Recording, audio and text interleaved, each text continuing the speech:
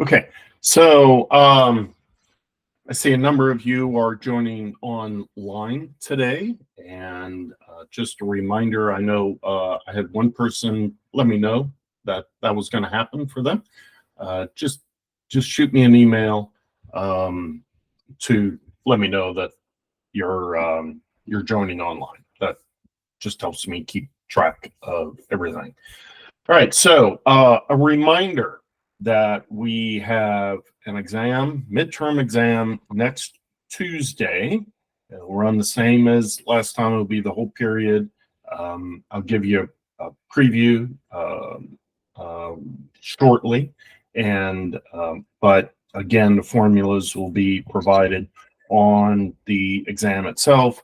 Your task is to figure out how to choose the right formula and to apply it.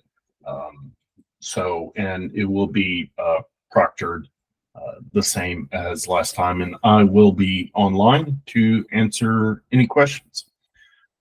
I've also been looking at the homework 4 assignment, and it seems like we're having a harder time with this than the last assignment. I'm going to mention a few things, except I'm not going to go through a complete detail because there's still a few people, I think like 5 people, that have not turned in the assignment. Please get that in, and you are expected to turn in assignments on time. I think I changed that to be due Sunday night. I did start grading them, and then had some network connection issues to the remotely system, and lost a whole bunch of feedback, so I have to recreate that. But in meantime, let me kind of go over a few things here. Let's see. So, all right. Hopefully, you're seeing this MATLAB, so you can let's start with the QAM modulation, right? So, when you look at these things, I think I provided a few of these links for you guys to go in and study. So MATLAB will have a number of parameters for these function calls, and some of them are optional, like in this case, symbol order is optional, and then there's an opportunity to add these name value pairs, right? And so you want to understand them. And I know I'm, tossing these things at you, and expecting you to go and follow these links and kind of learn on your own. But a couple of caveats on that. I desire you to attend my office hours, and so that I can give you more coaching on how to do things. We just don't have time to do all of this in lecture, right? But office hours are part of your educational experience, and so please try to take advantage of that. So there's a couple of things to note here. Okay, so we talked last session about symbol order is either binary or gray, and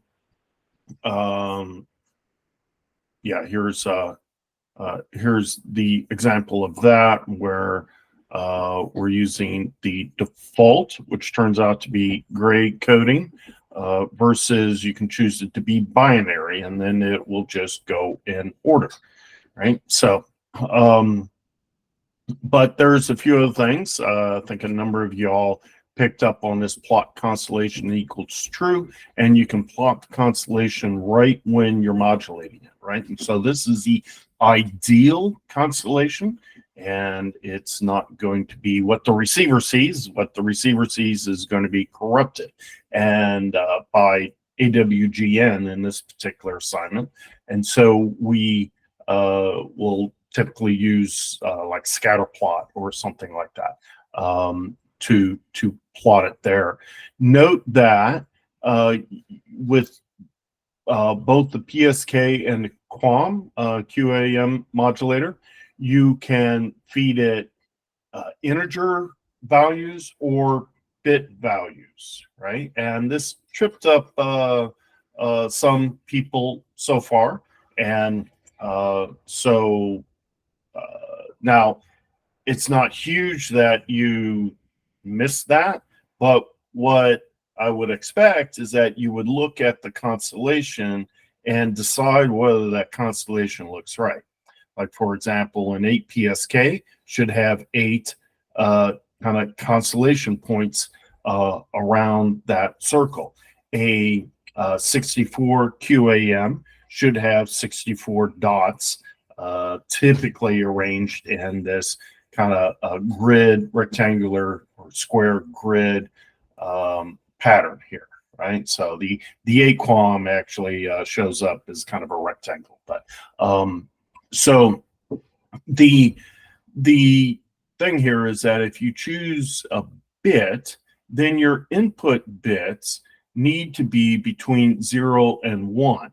And then based upon the M that you pass in, it will know that K then is the log base 2 of M if you specify bit, and will grab, let's say this is M64, so K is 6 in this case, right? So 6 bits go into one symbol.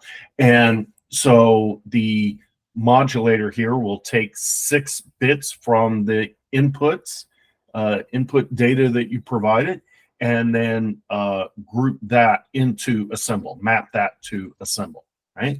Now, alternatively, you could, let's see, do they have an example of that? Yeah, so you can create your data here. They didn't randomize it. They just use kind of a incrementing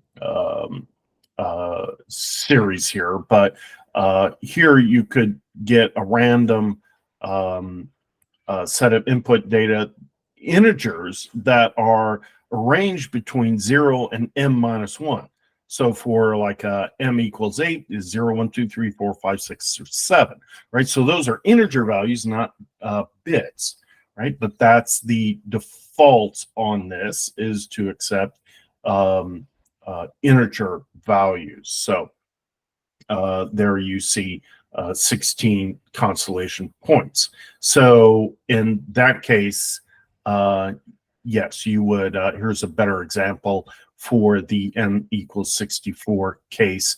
Now, instead of using bits, we're using integers, and you create your random integers arrayed between 0 and m minus 1.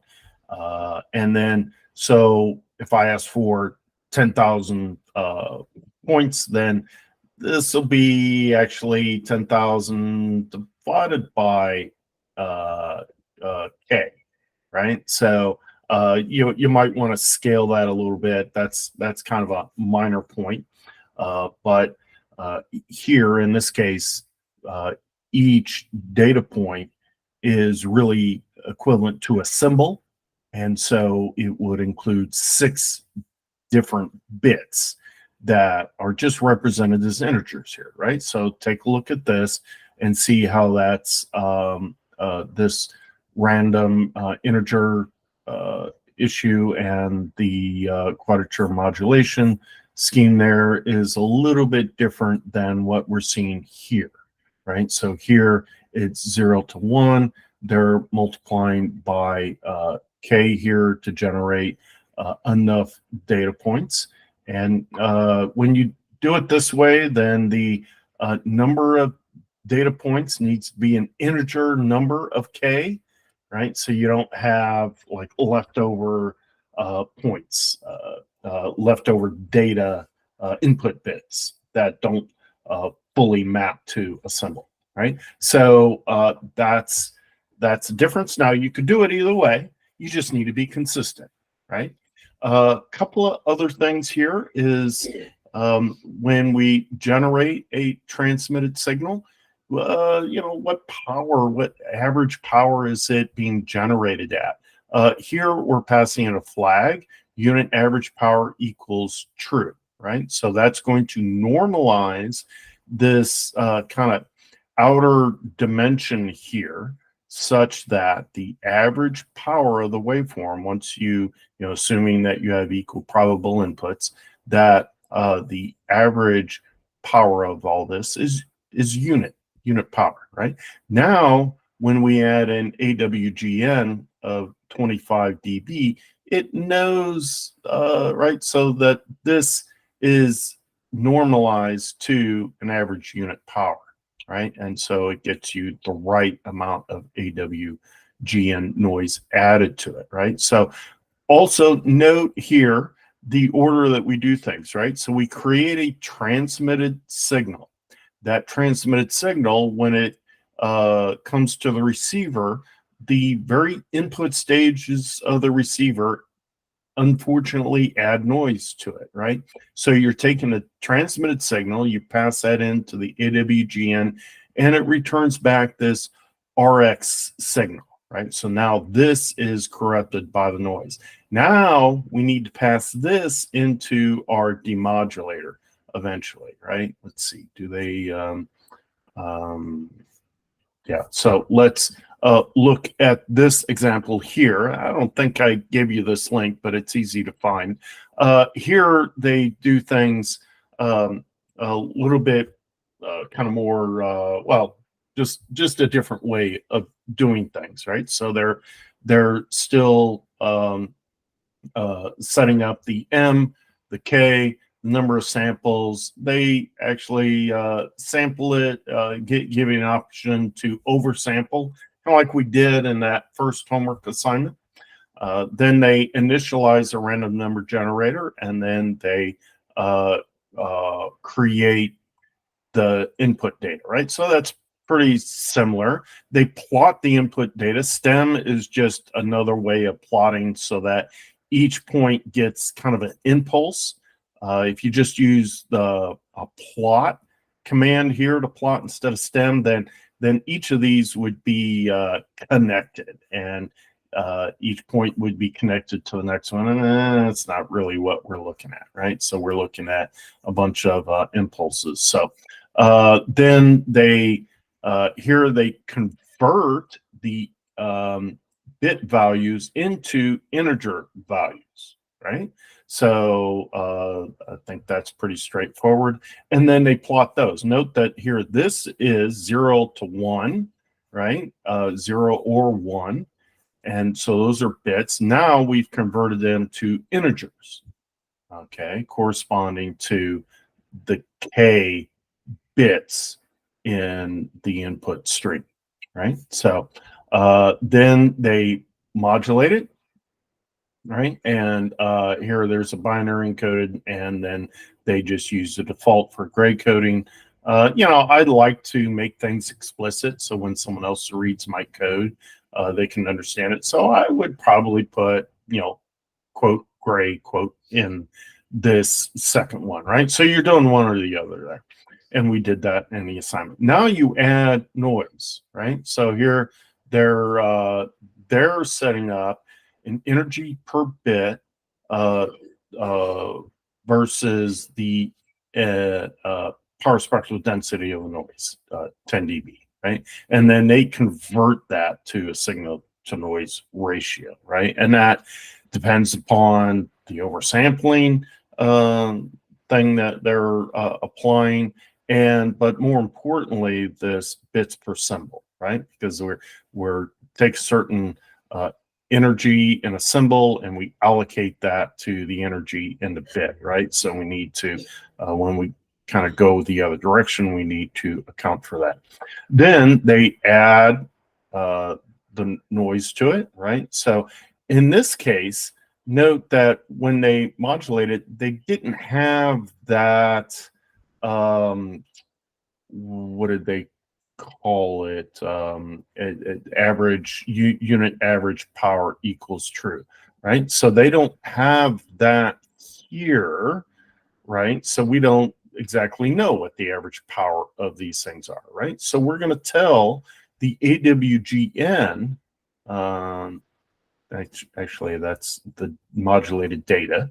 We're going to tell the AWGN function to go ahead and measure that energy or power in this average power in this transmitted signal, and then add AWGN corresponding to the signal to noise ratio, right? So now we're not having to do this, but technically you either need to generate your modulated signal using this unit average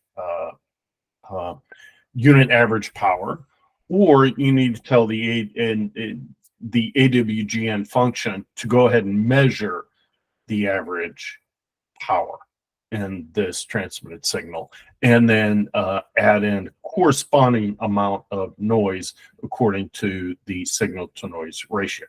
So a minor point, but obviously very important when you're analyzing these things, right? So if you miss that, it's no big deal. But when you look at these scatter plots, then you would you might see something dramatically different, or you calculate the errors and that type of thing, right? So then eventually we need to demodulate it, right? And we demodulate it, and then we compare the values, right? The received values, the output values versus the input values. And I gave you kind of the fundamental way of doing that using MATLAB's vector math, matrix math type capabilities, and then summing across that, right? But you can, here they're converting the integer results back to bits, right? And then they use this bit error, right? So in bit error, it's essentially doing what I kind of showed you in terms of comparing element by element and the input and output vector, and then summing all those up, right? So if you're doing that in a bit type of thing, you'll get the number of bit errors.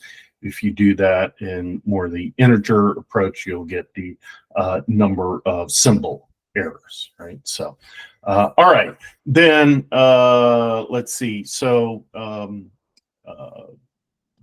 the PSK is similar, right? So this is a 16 PSK. I think I asked you for an 8 PSK, so it should look like this, except half as many. There is an option to add a phase offset here. So by adding this pi over m, what it does is, it spaces these constellation points kind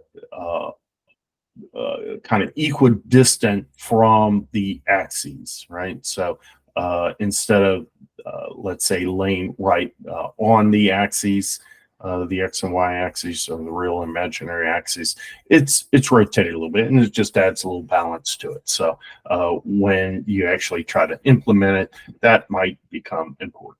All right, so hopefully that clarifies things and helps out. Let's now kind of dive into the lecture here real quick. So when we finished on Friday, let's say today's Tuesday, right? So we looked at the error probability of antipodal signaling, right? And we came up with some of these, this relationship, right? Where we have this threshold that we're trying to find. And then we looked at, okay, so if they're equal probable, then this P is 1/2, so it's for both, right? It's 1/2 likely to send this symbol versus that symbol. And so then we can simplify it, and RTH goes to 0, and we end up with this relationship right here. Okay, so then let's kind of continue with some of these concepts here, then all right. So let's go ahead and now calculate out the equal probable binary signaling error rate. And recall that equal probable signals yield two decision regions separated by the normal bisection of the line that connects S1 and S2, right? So if we place S1 and S2 somewhere in the complex plane, and here we have binary signaling, so we only have two different symbols that we're sending, right? Then we connect the line together to those, and then we bisect that line in a normal orientation, right, perpendicular to the this line at its bisection, right? Because they're equal probable, right? And then, of course, since they're equal probable, we can only have to calculate one of these errors, right? Either S1 is sent and we had an error, or S2 was sent and we had an error. And since they're equal probable, these probabilities should equal to each other. All right, so we're going to assume that S1 was sent. Then that means that an error condition would be when the symbol was actually received in the decision area 2, right? If it's received in the decision area 1, the receiver would map that to an estimated symbol of S1 or an M hat of 1, and we'd be happy, right? But when the received symbol lies in D2, then the receiver doesn't know any better, and it's going to choose M hat equals 2, and that's going to be an error, right? So how can we quantify this, right? So the received symbol does not necessarily lie on the connecting line between these two, right? So that's in a binary situation. And the antipodal situation, we might assume that everything's real, but no, we can have complex effects also, right? So that's what we mean by that. So let's draw a diagram here, and where we have S1 here and S2 here. We've got the line connecting the two of them, and we have this normal bisecting line, right? So bisects this line in a normal orientation. So that means that D1 is over on this side of the line and D2 is over on this side of the decision boundary, right? So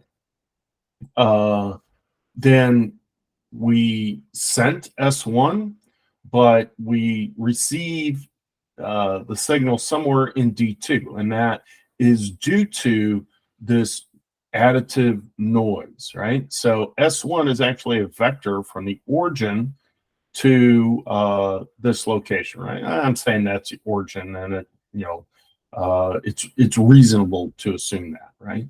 And so then when we add vectors, we start at the end of one vector, and then we add that other vector, right? It has a magnitude and a direction, right? So this is, if R is over here, and that displacement from this ideal constellation location is due to this noise, right? Now, so really what we're interested in is actually this projection of this noise onto the line here, right? So let's project the vector corresponding to the noise to the connecting line S1 minus A, right? So that's how we would describe this line, right? S1 would be this vector minus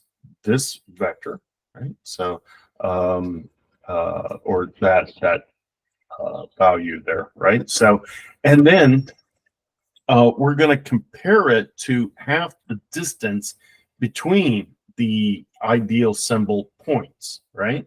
And so we write that as D1, 2 over 2, right? Where we're defining this D1, 2 as this distance, right?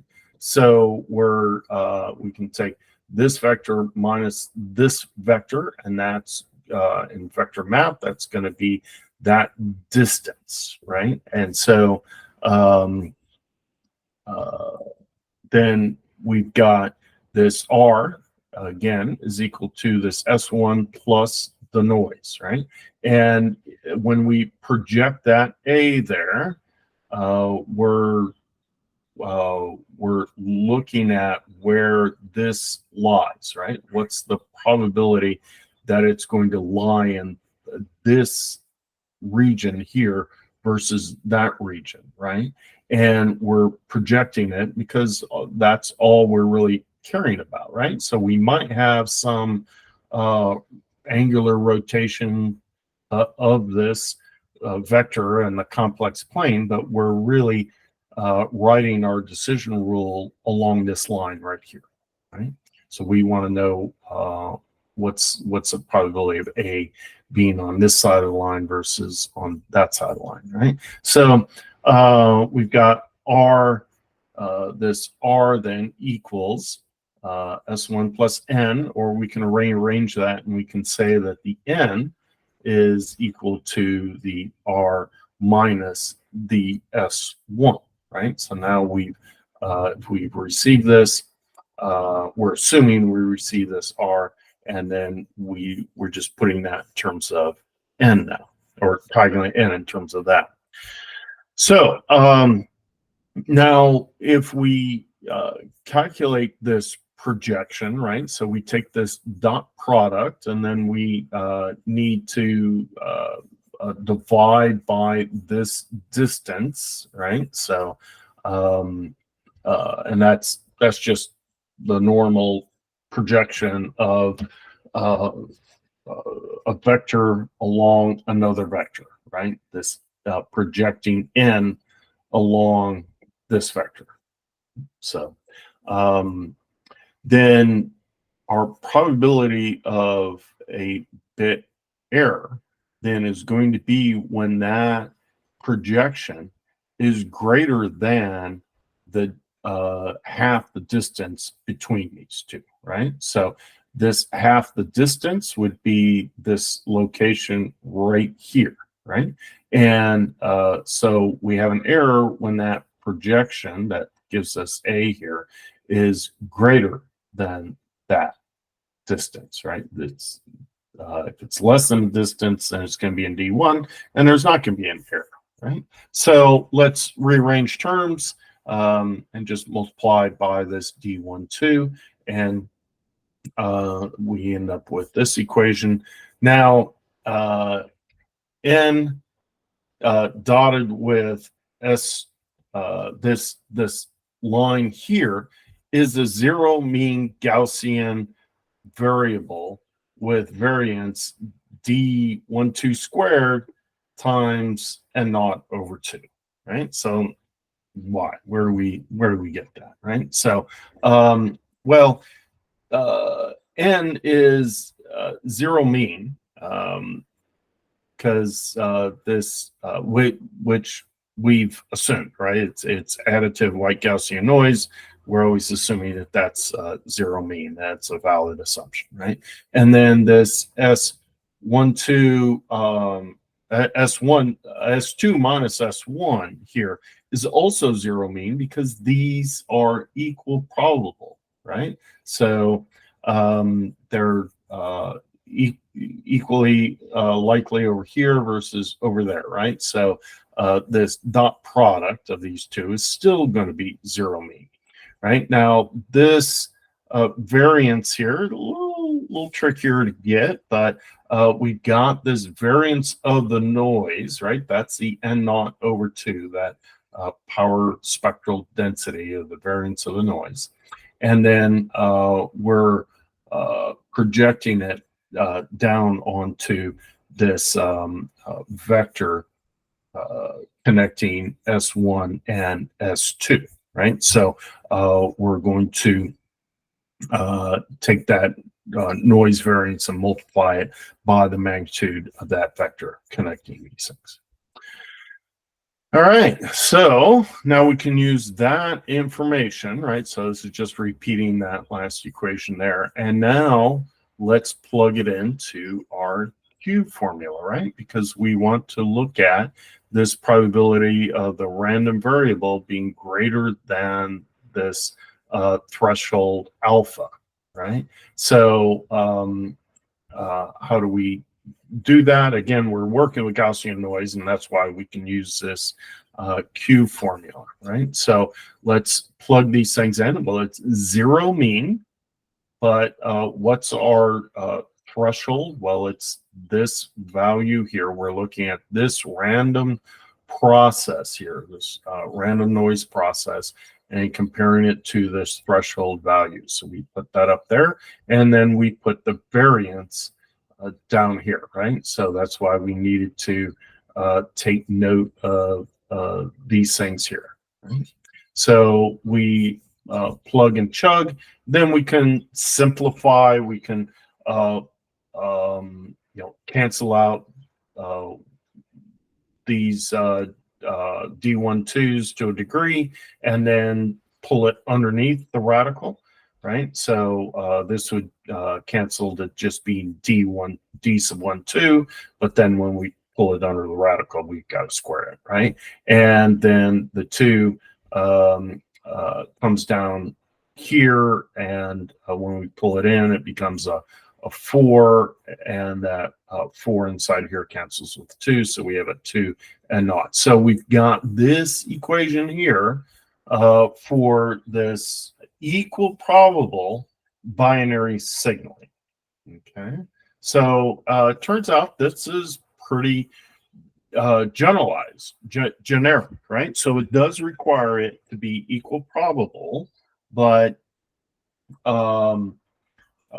we haven't said a whole lot more about it. It's just that there's a line connecting these two things, and then we have some arbitrary noise that we're projecting onto that, right? So what do we assume? It's binary signaling and it's equal probable. So we can calculate this D12, up here we calculate it in terms of the vector representation of these symbols, but we can go back to the time domain representation of those signals and look at the distance between them, right? So now we're integrating over time, and we're looking at S1 of t minus S1 of t, and we're squaring that. So we get this distance metric squared, right? So we can evaluate this, right? So we can expand this out, and so we have S1 squared plus S2 squared minus 2 times S1 S2, but we're integrating this from minus infinity dt, right? Well, S1 squared, right? So remember, these are in terms of amplitudes, right? Then when we integrate the squared amplitude over time, that's the energy, right? So this squared term would evaluate when you integrate it to the energy for symbol 1. Conversely, when we square this and then we integrate it, we'll get the energy for S symbol 2. And then this minus 2 S1 S2 integrated from time. Here I'm writing this as minus 2 and this little notation here. All right, so this actually we need to go back to lecture 5 and look at slide 5. We call this the inner product. So let me see if I can pull that up quickly here. So this goes back to our discussion on these orthonormal basis functions. And again, I recognize that we did a lot of hand waving here for the sake of time. But what we've defined this inner product as is this integration from minus infinity to infinity of this. Yeah, technically there's a complex conjugate going on right there, assuming these are real, right? So that's we kind of developed this concept associated with developing these state space representations, which ultimately allowed us to represent signals as a vector form, right? So with these basis functions. All right, let's now get back to today's lecture. All right, so that's some notation then, right? So that is this minus infinity to infinity of these uh, uh, two symbols, right? So this is just using a shortcut. Now we're going to do a little bit of rearranging here. So since they're binary, these energies are going to be uh, the same. We can assume them to be the same, and so we'll have a 2 times this capital epsilon here, and minus this. Well, we'll factor out the 2 again, and we'll note that there's some energy associated with this also, and now represent this along with these factors as this rho, right? This cross correlation coefficient between the symbols S1 of t and S2 of t, right? So that's this rho of x y is equal to, again, this kind of integral of these two multiplied by each other over time from minus infinity to infinity, but then scaled by the square root of their individual energies multiplied by each other, right? So in that case, that's going to be this epsilon there, right? So so this is the normalized inner product between the two signals, right? So we say this is normalized because of this dividing by the energy there, right? So the geometric mean of the energy. So this rho is a cross correlation coefficient. So yeah, we can calculate that, but sometimes we can kind of figure it out, right? So the range here is going to go from -1 up to 1, including 0. Now, those are kind of the most important values, right? So, but if we look at this, right, so this distance here, this distance metric, is going to be maximized when this rho, or this cross correlation coefficient, is equal to -1, right? So essentially, what does that mean? That means that xt is equal to y of t over time, except that they're negated with respect to each other, right? So that's essentially what we talked about as being antipodal, right? So this might be out at amplitude of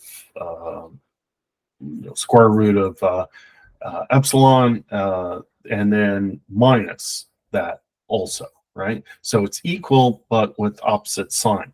So when we look at this, we'll see that antipodal signaling is going to give us the maximum of this distance metric, right? And if we go back here, we're going to see that that's going to give us this maximum argument in this Q function also, right? So, all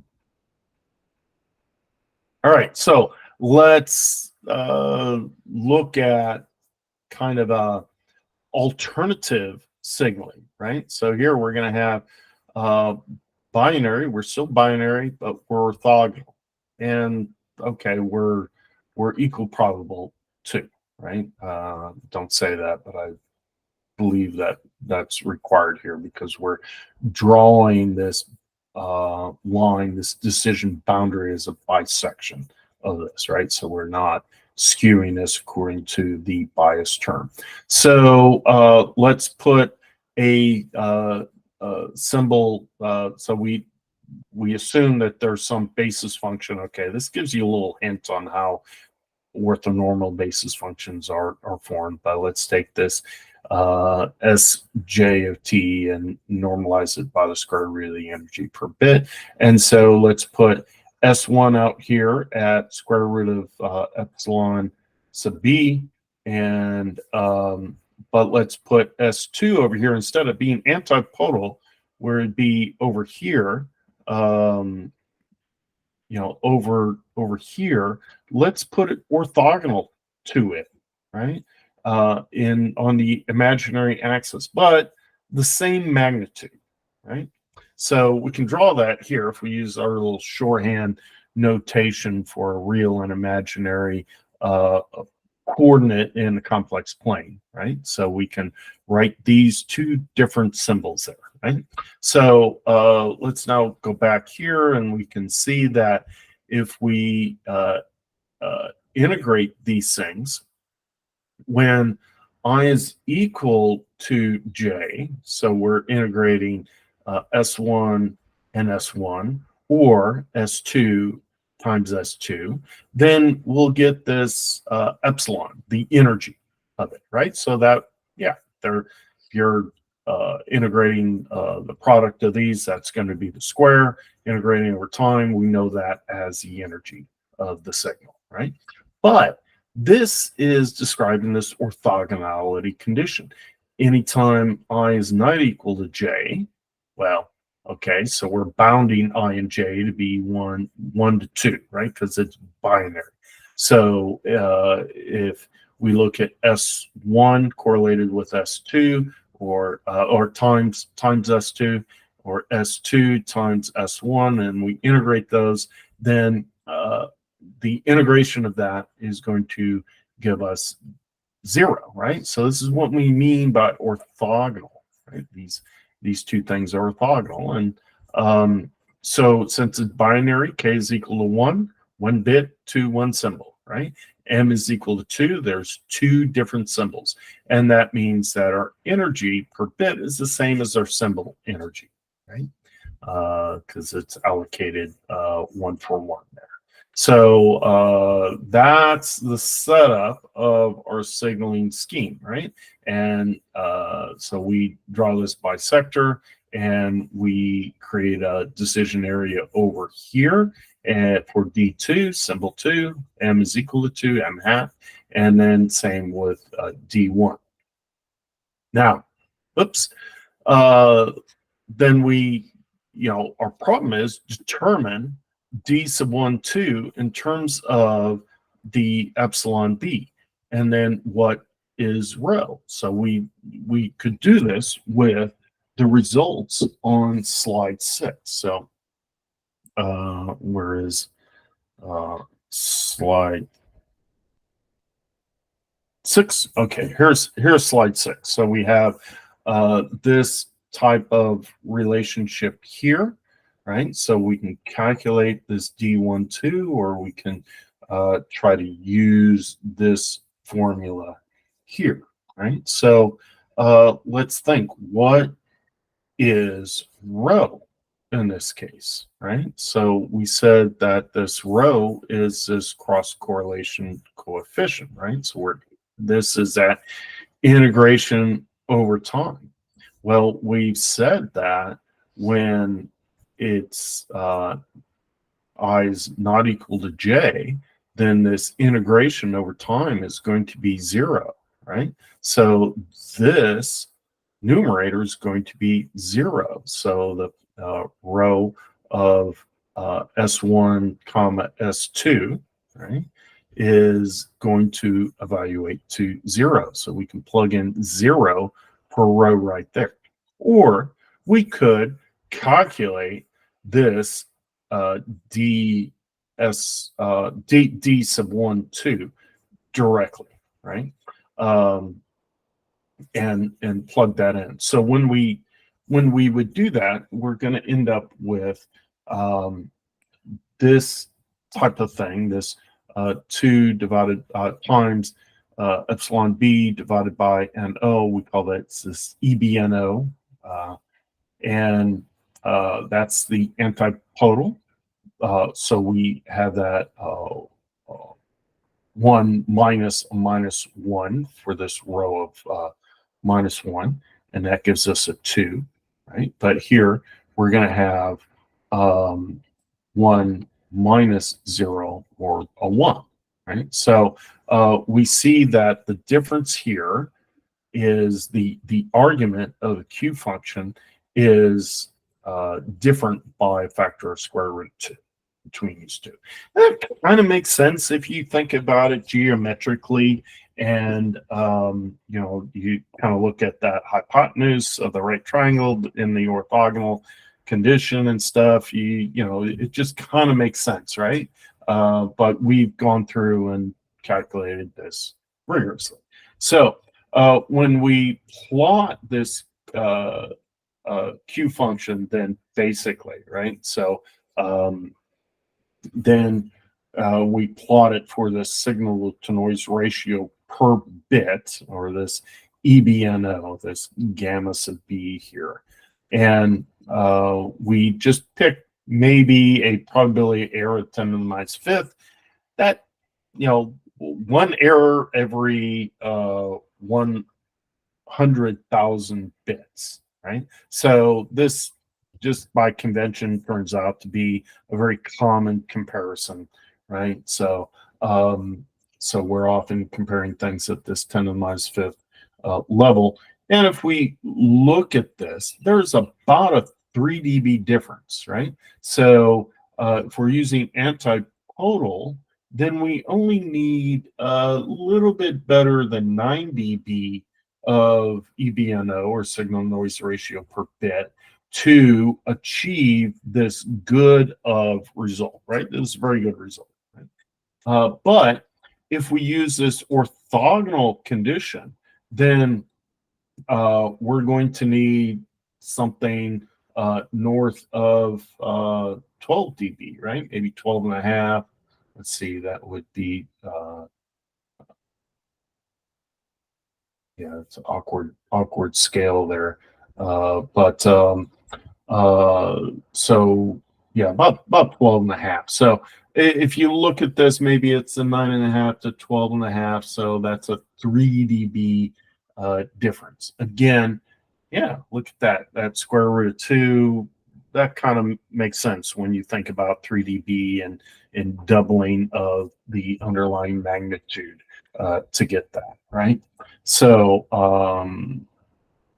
magnitude in terms of power, right? So all right, so let's again kind of review here. So this distance is going to be smaller than the equivalent distance in the antipodal system, right? So this is going to take a certain amount of energy to transmit this symbol, right? Square root or epsilon b,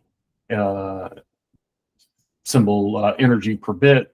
In this case, the same as the energy per symbol, because k is equal to 1, and that same energy there also, right? So this takes the same amount of energy to transmit as it would to transmit an antipodal, right? So where this S2 in the antipodal case would be minus square root of epsilon b, right? So all those peak values would be the same. It's going to require the same amount of hardware, same amount of energy, and that type of thing to transmit these. But by doing it in this antipodal versus orthogonal situation, we get much better results in the antipodal case. So that's one thing to kind of note, and that what we're doing is we're trying to maximize this distance there, right?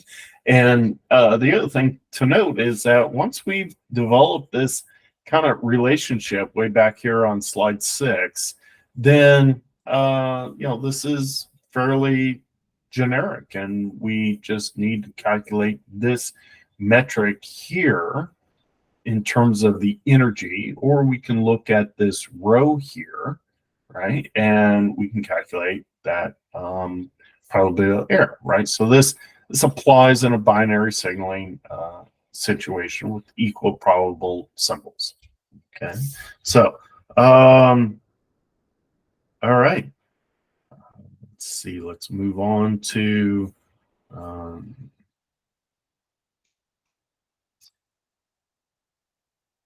try to find the next slide deck here. So, all right, receiver design part 4. We're going to look at a correlation receiver and a match filter receiver. And but a couple of notes here is midterm. It's going to, as I say, same format, includes prior material, but a little bit deeper level, and includes new material. So I have a little bit more to say on Friday on this, but I also, in the meantime, will release some preview of the exam. Right. So, all right. So we've learned how to design our decision area boundaries to produce an optimal receiver. Right. And we've also learned that this map, or this maximal a priori probability posteriori receiver is optimal, right? And chooses the symbol that corresponds to the maximal posteriori via Bayes' theorem, right? So we looked at, we formulated it in terms of one conditional probability, and then use Bayes' theorem to flip that around. Then we noted that the maximum likelihood receiver is a little simpler when we know that the transmitted symbols are equal probable, right? So we need to use this map that includes that bias term that accounts for the probability of each transmitted symbol. But if they're the same, then we can kind of simplify it and use this maximum likelihood receiver. This is optimal. This is also optimal under this condition. Okay? But we haven't said a whole lot about implementation, right? So this has been math. Great. We love math. But now how are we actually going to accomplish this? So also note that our map and ML receivers were derived using the vector form, and we took advantage of this constellation design, right? We looked at that d sub 1 2 squared distance, and that type of thing, right? So, but in reality, the receiver sees signals, right? When that electromagnetic wave hits a receiver antenna, it gets amplified. That's a time-based signal, right? Time varying signal, not the vectors. So we need to return to the orthonormal basis function concept that we use to kind of derive or convert signals into vectors. And we want to convert signals as a function of time to vectors as coefficients of these orthonormal basis functions, right? So wow, lots of words there, right? But the last couple of lectures we've done all this decision area, decision boundaries, calculating that row, all that stuff in terms of things as vectors, right? So let's convert signals to vectors, right? So recall that the map receiver in vector form is this. This is what we're trying to figure out, this m hat, the estimated symbol number, right? And that's where we maximize the dot product of the received signal times a the set of symbols, right? And we're trying to figure out which m maximizes this while being biased by this term here when we're not equal probable, right? So this piece of M is the probability of a particular symbol being sent, and it's scaled by noise and the energy of that particular symbol, right? So so that's just a review, but note that all that's in vector form. So now let's take that receive signal. Okay, so let's just step through this, right? So here we have these mysterious phi1, phi2 out to phi n. These are our basis functions, our orthonormal basis functions, right? So we're multiplying by those and then integrating, right? And that is giving us this vector, right?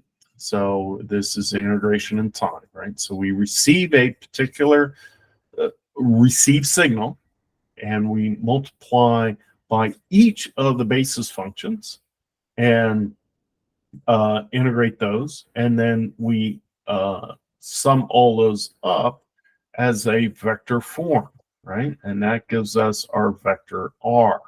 So all this here is essentially converting the signal to the vector, right? Then we're going to correlate each of these R's with each of these symbols, ideal symbols, right? And so we're going to have this R dot S1, and we're going to have an R dot S2, and a dot dot dot, and R dot SM, right? Now, each of these has its bias term, so we need to add that, right? So we're just going through that equation. Note that the bias term has probability of that particular symbol and the energy of that particular symbol, right? So each of these is potentially unique.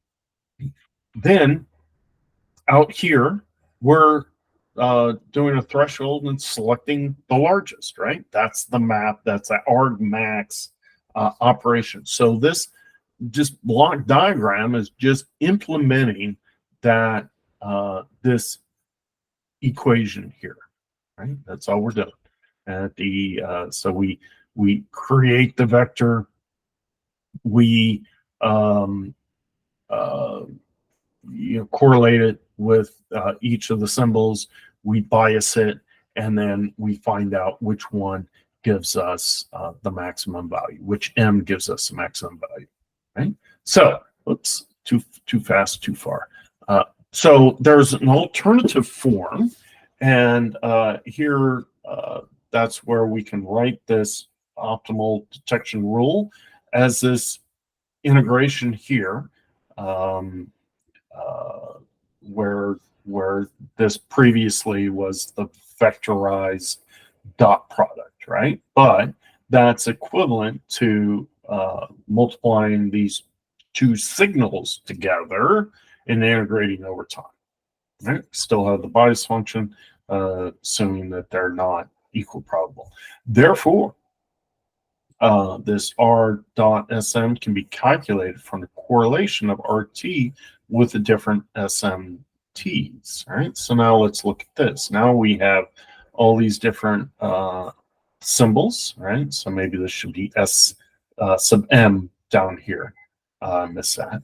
So, and then we integrate it, and we add the bias terms, and then we do this threshold selection, right? So these two block diagrams give us equivalent results, right? And while this one looks a lot simpler, right, there's fewer stages, it turns out that typically the number of symbols is greater than, or if not much, much greater than the number of basis functions, right? So this can be, we write this as 1 to n, but it's typically going to be just one or two of these things, right? And most implementations. So this looks complex, but it's really not. So it's this way we have fewer things to integrate in time, and more things to correlate, but this is this integration in time is a little bit more complex, and so this actually is a more complex receiver than this in a typical situation. But you don't have to worry too much about that. Right, so that's correlation receiver. That's how we'd implement it. All right, so well, we've implemented it in block diagram form, but I think you see that these are pretty simple type things. Normally in digital communications, these are we're in a sampled time and possibly quantized system here. So these would be digital words. So these integrals are summations and that type of thing, right? So, all right. So then let's consider this match filter receiver here, right? So the previous receivers all have the form of this Rx equal to this minus integral minus infinity to infinity of the received signal times this, I'm going to define x of t dt. Now, this x of t is either these orthonormal basis functions or this one of the symbols, right? Transmitted symbols, ideal symbols, right? So that's either these basis functions here giving us these outputs right there, or the symbols giving us outputs right there, right? So,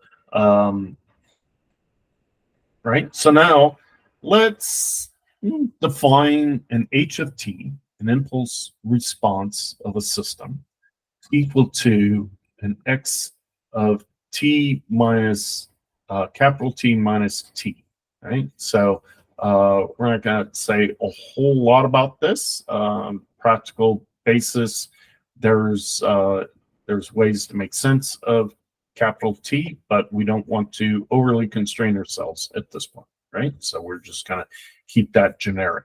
So then we know that if we convolve these two, the RT coming in with this impulse response, we convolve that in shorthand or written out, then that's the output of our system, right? Y of t.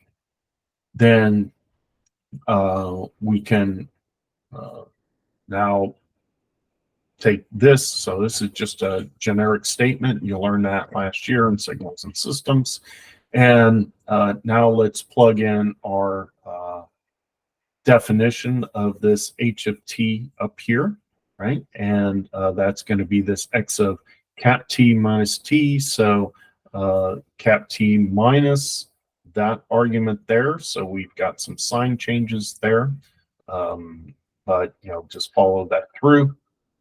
So we have this y of t equal to this convolution right there.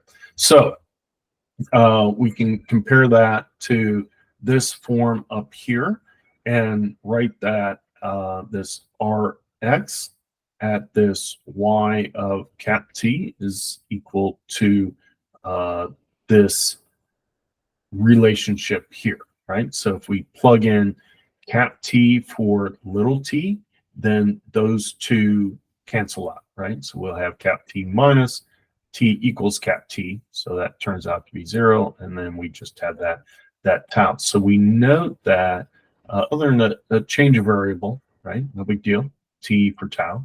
But this equation is looking the same as that equation, meaning that if we choose this t somehow appropriately, and we choose this h of t, then we can implement these type of systems here, right? So now I've drawn this more simplified, right?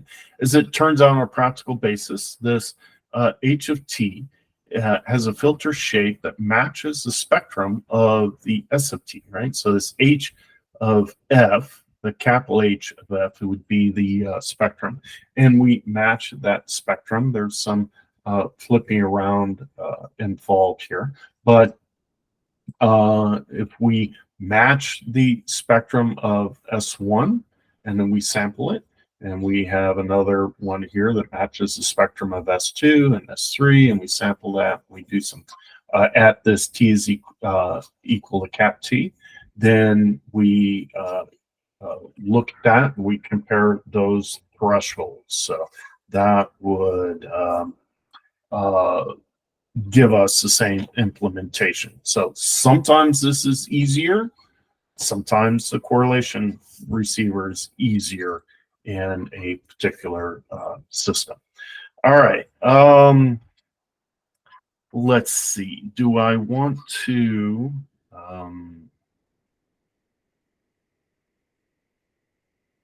so let's just start this here real quick. So receiver design part 5, and here again, next test Tuesday 3/5. That's because grades are due on next Thursday, so we can't really have the test on Friday. We've got to have it on Tuesday, and then we'll have another class on Friday, and then we'll have a spring break, right? So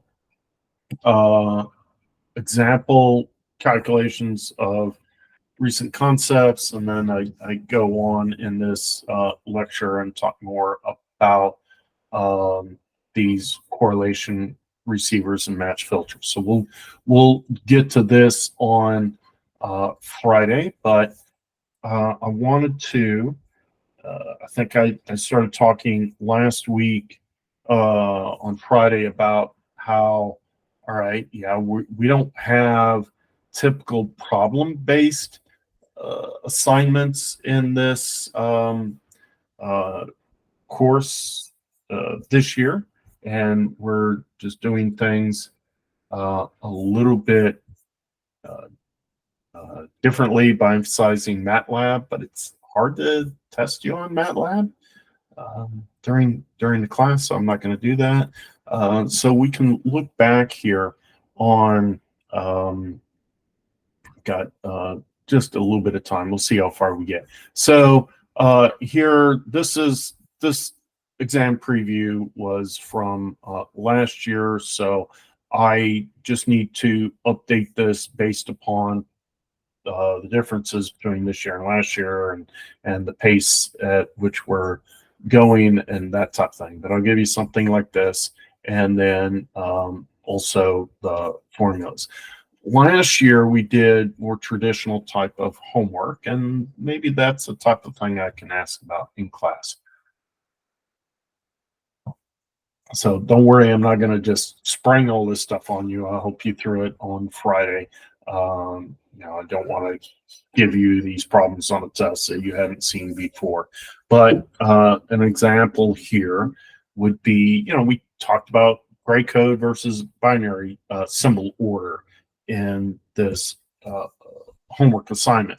But MATLAB is handling all that, right? So would you create a gray code, right? So what is a gray code? It's where adjacent symbols or adjacent code positions differ only in one bit, right? And so if we mistake this symbol for this one, then when we get down to the bit level, we're only going to have one bit error.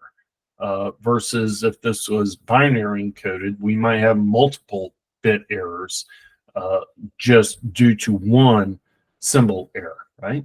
So again, that's related to the closest one. So if you look at this diagram here, the assignment gives you these constellation points and then tells you to create these gray codes, right? And it's a little bit arbitrary, but there's 2 steps here. Is you need to actually synthesize the code, and then you need to assign the code, right? And here by assigning, we can start in one position, but then make sure that like at this constellation point, that not only this constellation point varies by 1, this constellation point varies by 1, and this constellation point varies by 1, and so on, right?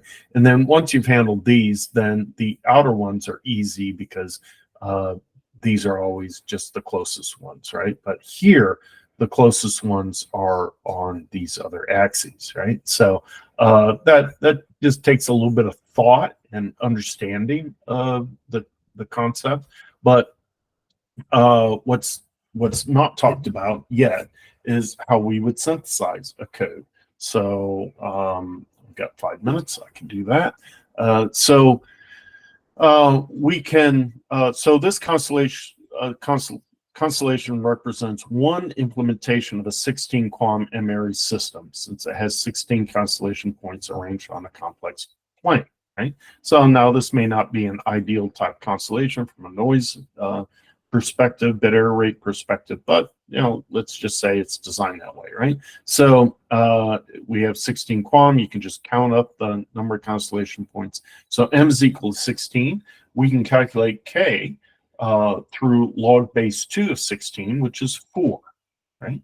And so now we know that each of these constellation points is coded with 4 input bits, right? So we need a 4-digit gray code. How do we find them? Well, let's start with the 2-digit gray code and build up to 4, right? So 2 digits is pretty easy, right? So we can do 0, 0, 0, 1. Now, if this is binary, it would be 1, 0 there, right? But that would mean our bits are changing in 2 positions. Two bits are changing, right? So instead, it's 1, 1, and then we finish with 1, 0. Now, if we repeat that, then we would have a 0, 0 as the next one, and it would still just vary by one bit, right? So this is a 2-digit gray code. Now you should, be able to either just know that, memorize it, or rationalize your way through it, right? Two digits, pretty easy. So now, how do we build it up to 4? Well, let's first build it up to 3. And it's just a little handy algorithm, right? So let's take this. Let's take the reverse of it. That would be 1, 0, 1, 1, 0, 1, 0, 0. 1, 0, 1, 1, 0, 1, 0, 0. Then concatenate these together. So we'd have this one concatenated with this one. And then add zeros for the leading digits for the first set for these, and then ones for the leading digits for the second set, right? So it'd be 0, 0, 0, 0, 1, 1, 0, I'm sorry, 0, 0, 1, 0, 1, 1, and 0, 1, 0. Then you'd have, now we're adding ones to them, right? So we'd have a 1, 1, 0, 1, 1, 1, 1, 0, 1, and 1, 0, 0, right? So that's a 3-digit gray code, and you can verify that. In each of these steps, only one bit is changing. Now, that's 3 digits. Let's go to 4. Same algorithm. All right, let's take these 1, 2, 3, 4, 5, 6, 7, 8 of them, right? And then we prepend them with zeros. We take the reverse of that, so it'd be a 1, 0, 0, 1, 0, 1, 1, 1, 1, blah, blah, blah. But prepend those with a 1. So there's a 4-digit gray code, right? And then that's the synthesis of the gray code itself. And then this would be the assignment of the constellation points in order of nearest neighbors. Start, for example, at the inner right-hand point, move out each arm, but choose the next star of the arm in consideration of the nearest neighbor. So you might actually do these first and then that later, but that's how you would do it. Okay, so all right, so that's the lecture for today. If you have not, my Zoom here, Google Meet. There we go. So please finish your homework if you haven't done that. Homework 4, and then homework 5, I think, is due Friday. I think it's simple enough that it doesn't really interfere with your studying for exams. So, you know, if you all feel like that's a big burden, and we can talk about it, but I think it makes sense to get it out of the way, and then you can spend the rest of the time studying for the exam. So keep an eye on Moodle. I'll try to make sure that when I post the exam preview that you get notified, and we'll go from there. Okay, if you're needing any help, please make an appointment with me for office hours, or see me. Well, next Tuesday will be exam, so that's my next scheduled office hours. So I would be available, but that's cutting it too tight. So, all right, that's it.